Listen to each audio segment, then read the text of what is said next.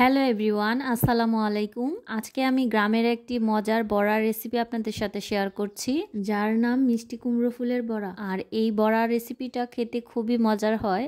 এটাকে আপনারা চাইলে বিকেলের নাস্তা অথবা ভাত ও ডালের সাথে খুব মজা করেই খেতে পারেন। আশা করছি এই রেসিপিটি আপনাদের খুব ভালো লাগবে। এই বড়া বা পাকোড়াটা তৈরি করার জন্য লাগবে কুমড়ো ফুল। এখানে আমি গাছ থেকে বেশ অনেকগুলো কুমড়ো ফুল নিয়েছি। এখন এই ফুলগুলো থেকে এর পাপড়িগুলোকে আমি আলাদা করে নিব। পিছনের অংশটাকে ফেলে দিলেই এর উপরের অংশটা সুন্দরভাবে আলাদা হয়ে আসবে এবং ভিতরে যে কলিটা আছে সেটাও সুন্দর করে বেরিয়ে আসবে। এবার এভাবে করেই সবগুলো ফুলের পাপড়ি আমি আলাদা করে নিচ্ছি। এবার সবগুলো ফুলকে আমি দুই ভাগে ভাগ করে নিয়েছি, আর অর্ধেকটাকে আমি কুচি করে নিব এবং বাকি ফুলগুলোকে আমি আস্তই রেখে দিচ্ছি। এবার এগুলোকে আমি ভালো করে ধুয়ে নিচ্ছি, যাতে করে এর ভিতরে যে ময়লাটা আছে সেটা ভালো করে পরিষ্কার হয়ে যায়। ফুলগুলো ভালো করে ধোয়া হয়ে গেছে। এখন অর্ধেক ফুলগুলোকে আমি কুচি করে নিয়েছি।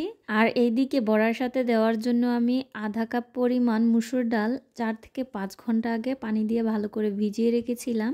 এবার এগুলোকে আমি ব্লেন্ডারের সাহায্যে পেস্ট করে নিচ্ছি। এবার একটি বড় বাটিতে দিয়ে দিচ্ছি পেস্ট করা ডাল।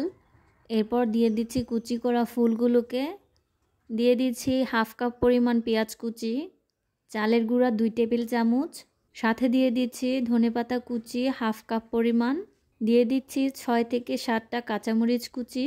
এবার দিয়ে দিচ্ছি স্বাদমতো লবণ, এর সাথে দিয়ে দিচ্ছি হাফ চামচ মরিচ গুঁড়া।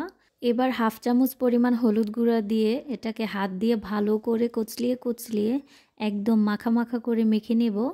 দেখতেই পাচ্ছেন আমি বেশ অনেকটা সময় নিয়ে সব কিছুকে ভালো করে মেখে নিচ্ছি। এবার মাখানো হয়ে গেছে।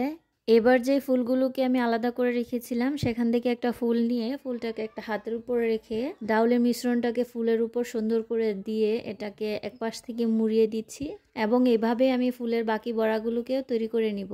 দেখতেই পাচ্ছেন আমি এক এক করে সবগুলো বড়াকে এভাবে তৈরি করে নিয়েছি।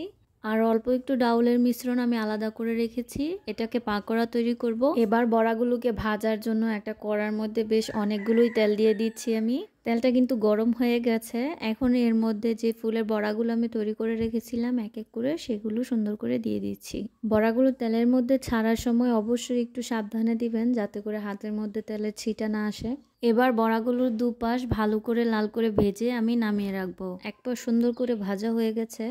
এবার আমি এগুলোকে এক এক করে উল্টে দিচ্ছি। সবগুলো উল্টানো হয়ে গেছে। এবার এই পাশটাকে আমি লাল করে ভেজে নামিয়ে রাখছি। এবার যে ডাউলের মিশ্রণটাকে আমি আলাদা করে রেখেছিলাম সেগুলোকে আমি এখন পেঁয়াজের মতো ছোট ছোট করে তেলের মধ্যে ছেড়ে দিচ্ছি। এবার ফুলের পাকোড়াগুলো দেওয়া হয়ে গেছে। এখন এগুলোকে আমি পেঁয়াজের মতো লাল লাল করে দুপাশ ভেজে সুন্দর করে নামিয়ে রাখবো। সো এই তো এক এক করে আমার কুমড়ো ফুলের বড়াগুলো সুন্দর করে রেডি হয়ে গেছে। এটা খেতে কিন্তু খুবই মজার, বিশেষ করে বিকেলের নাস্তায় দারুণ লাগে। আর যদি বিকেলবেলায় অতিথি আসে, অতিথি আপ্যায়নে কিন্তু এটা খুবই দারুণ।